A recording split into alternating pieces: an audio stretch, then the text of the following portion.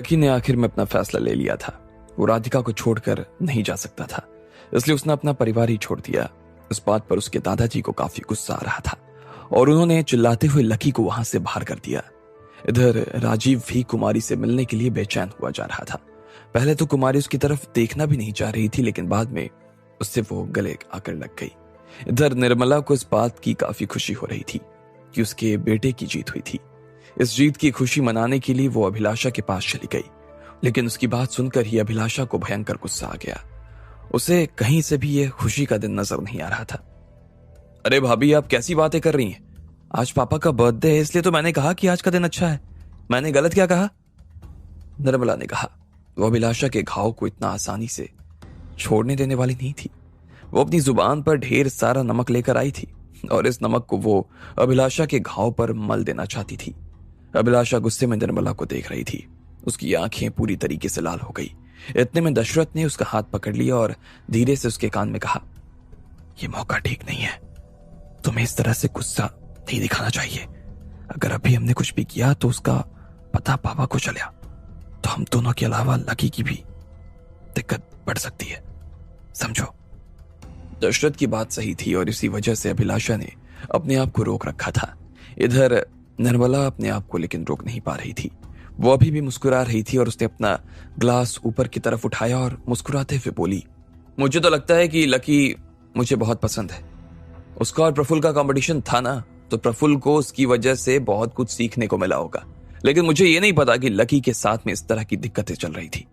अगर मुझे पता चला होता ना तो मैं उसे जरूर समझाती, लेकिन चलो अब कोई बात नहीं, मेरे बेटे को ही परिवार को आगे संभालना है।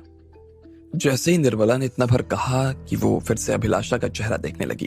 उसका चेहरा ठंडा और नीला सा पड़ गया था। इधर निर्मला को ऐसा लग रहा था कि आज तो वो 7वें आसमान पर थी। बड़े भाई, लकी को आपने इतना भी नहीं बताया कि सेंसिटिव कैसे हुआ जाता है। आपने उससे कभी बड़े सच के बारे में नहीं बताया।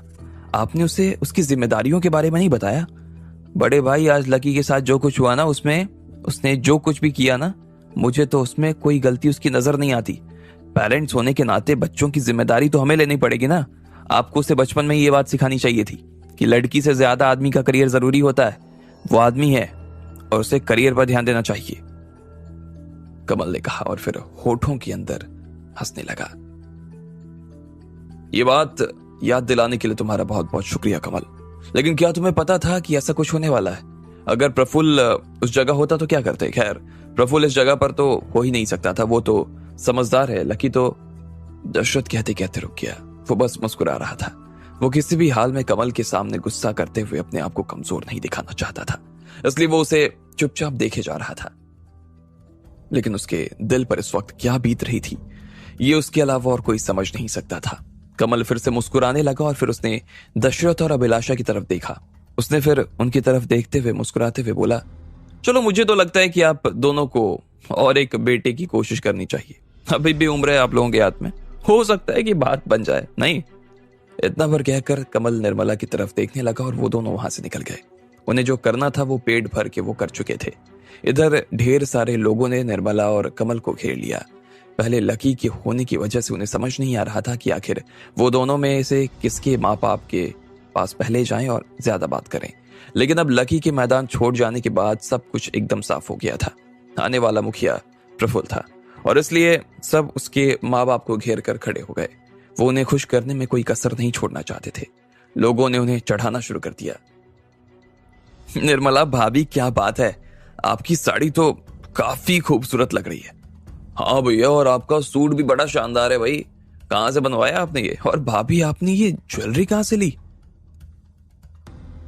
वैसे मैं अभी जब साउथ अफ्रीका गया था ना, तो मैं आपके लिए वहां से ना खास डायमंड लेकर आया था। सॉरी, मैं आज लाना भूल गया, लेकिन अगली बार जब मैं वापस आपसे मिलूंगा ना, उन्हें लेकर जरूर आऊंगा। वैसे अब तो डायमंड प्रफुल्ल ही पहनेगा। सच में उसके ऊपर बहुत बड़ी जिम्मेदारी आने वाली है, लेकिन उसके साथ भी कंधे उसके बहुत मजबूत है। मुझे तो उस बच्चे पर शुरू से ही कोई शक नहीं था और ना ही कभी रहेगा। वो जैसा हमारे परिवार को आगे बढ़ाएगा और कोई बढ़ा ही नहीं सकता। अब थोड़ी ही देर बाद में परिवार के नियमों के हिसाब से वो पार्टी खत्म हो जाने वाली थी। इतने में अभिलाषा ने तुरंत लकी के फोन पर फोन मिला दिया। एयरपोर्ट पर वो खड़ा था और वहां से जयपुर के लिए प्लेन लेने वाला था। ऐसे में अभिलाषा उससे मिलना चाहती थी।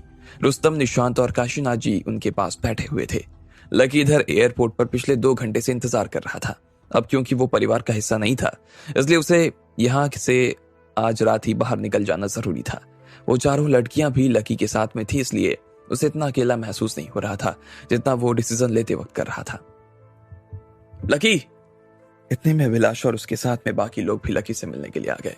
जैसे उसने लकी को देखा तो वो तुरंत उससे गले लग गई। उसकी आंखों से आंसू बहने लगे। तुम पागल हो गए हो क्या? जाने से पहले अपनी मां से मिलना जरूरी नहीं समझा तुमने? और तुम्हें क्या जरूरत थी इस तरह का डिसीजन लेने की, बताओ? अभिलाषा ने लकी को फटकारना शुरू कर दिया।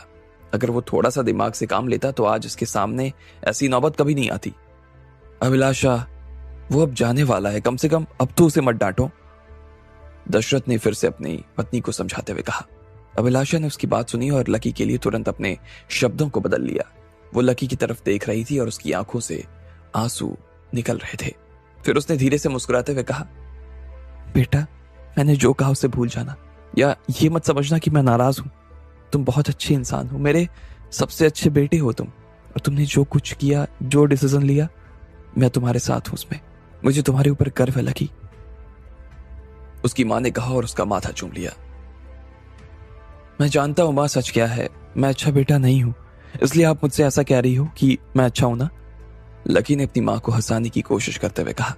भले ही सब लोग उसकी बात पर हंस ना पाए हों, पर फिर भी अब माहौल थोड़ा सा तो शांत हो गया था।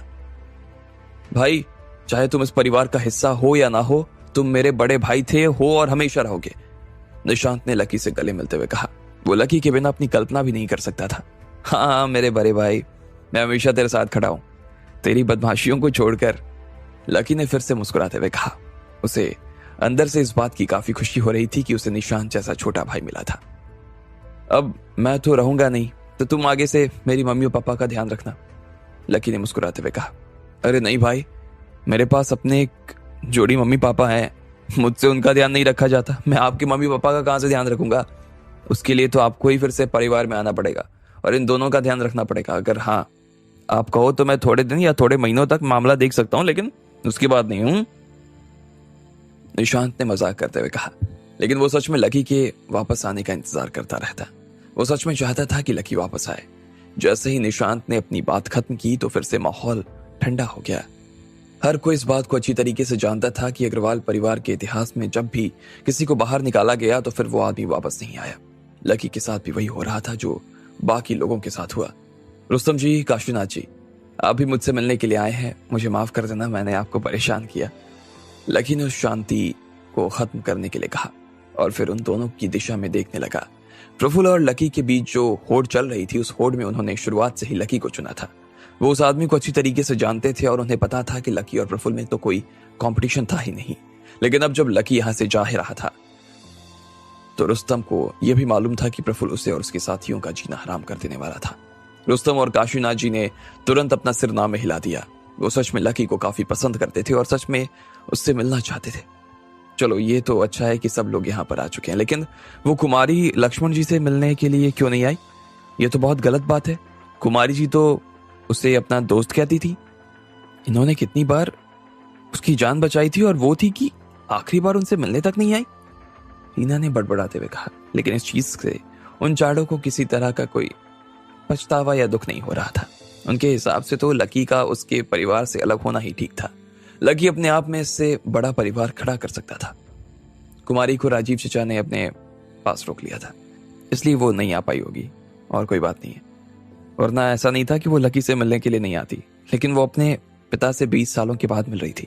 ऐसे में वो दोनों ही एक दूसरे से ढेर सारी बात करना चाहते थे, निशांत ने उन लड़कियों को समझाते हुए कहा। लकी ने भी हाँ में सिर हिलाया और फिर मुस्कुराने लगा। इसके बाद उसने सबको देखा और कहा, आप लोगों को देखकर बहुत अच्छा लग रहा है। आप लोग मुझे छोड़ने के लिए आए, इसके लिए आप सभी लोगों को थैंक यू।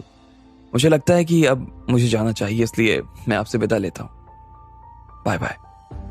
लकी ने सबकी दिशा में हाथ हिला दिया और फिर उन चारों लड़कियों के साथ में हेलीकॉप्टर की तरफ जाने लगा। हेलीकॉप्टर चालू हुआ और फिर धीरे धीरे हवा में ऊपर उठने लगा। लकी उन्हें देखकर मुस्कुरा रहा था और वो सब रिश्तेदारों की तरफ देखकर हाथ हिला रहा था। उसने देखा कि उसकी मां ने अपना चेहरा ढका हुआ था और वो रोए जा रही थी। दशरथ ने अभिलाषा को थाम रखा था और निशांत भी पीछे की तरफ पलट गया था। कहा तो नहीं जा सकता था, लेकिन शायद उसकी भी आंखों में लकी को जाते हुए देखकर आंसू आ गए। रुस्तम और काशीनाथ जी भी काफी उदास नजर आ रहे थे। धीरे धीरे वो सब लोग लकी की नजर के सामने से गायब हो गए। वो उसे दिखाई नहीं दे रहे थे और लकी ने भी अपनी पीठ उनकी तरफ घुमा दी। वो अब अपने आप को नहीं रोक सकता था। उसने अपना सिर अपनी गोद में रखा और फिर रोने लगा। अब लकी के लिए अपने घर वालों से मिल पाना लगभग नामुमकिन था। लक्ष्मण जी, रीना और बाकी लड़कियों ने लकी को घेरते हुए कहा। अभी जब वो लोग उसके साथ में एयरपोर्ट पर खड़े थे, तब वो लकी को काफी शांत तरीके से देख रहे थे। लकी शांत नजर आ रहा था, लेकिन अब उन्हें दिखाई दे रहा था कि आखिर लकी के दिल पर क्या बीत रही थी। वो खुद भी रोने लगी।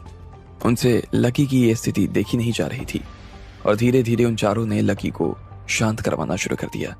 लक्ष्मण जी, हम आपके साथ में है ना, आपको ऐसे उदास होने की जरूरत नहीं है। हाँ, हम आपका पूरा ध्यान रखेंगे। हम कभी आपको परिवार की कमी महसूस नहीं होने देंगे लकी जी।